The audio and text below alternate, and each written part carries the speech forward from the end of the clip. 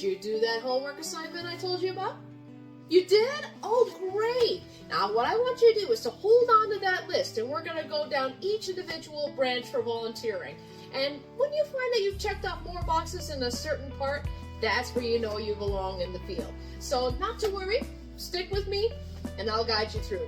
We're going to start today with car hosting. Now, when it comes to car hosting, there are several different classes. There's usually coach class, there's first class, there's dining car class, there's all sorts of different types. And each one is as important as the other. But you might be wondering, what exactly is a car host? Well, a car host is the attendant on board a car.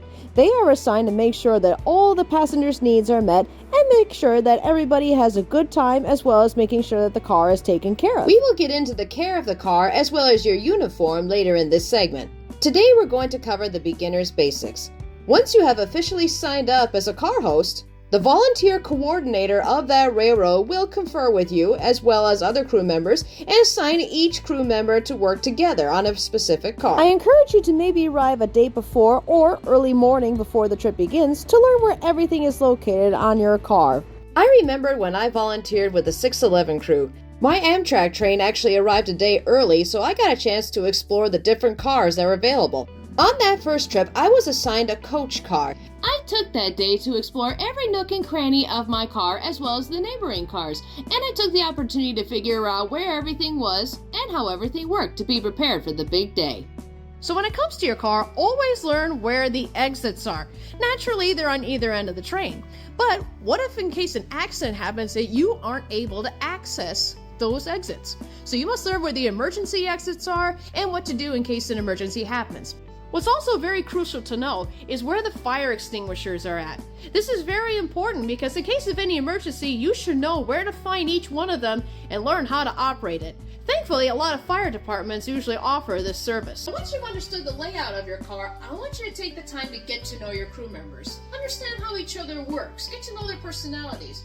But most important of all too, know who's in charge of the radios. Usually there's a lead car host that's assigned to carry a radio on them. This is for any emergencies that may come up, whether it's for your passengers, whether it's any mechanical issues, or if there's any genuine emergencies such as a fire and any other kind of disturbances. Now don't forget, being a car host is not just doing a job. You're actually recreating history. You're making a trip more special, making new friends, and learning all sorts of new historical facts. So be respectful, but also make sure to have fun. So again, when it comes to studying car hosting, always make sure that you get to know the history of your car and where everything is. Look for the vestibule doors, all the exits. Make sure you know where all the emergency exits and the supplies are, such as first aid kit, AED. Make sure that you understand where everything is, including who has the radio. The lead car host will usually have the radio along with the conductor.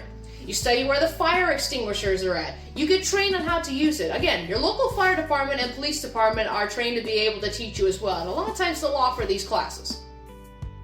Well, that concludes part 1 of this segment for car hosting. Be sure to stay tuned for part 2, and we'll learn more about what it takes to be a good car host on a volunteer organization. See you at the junction!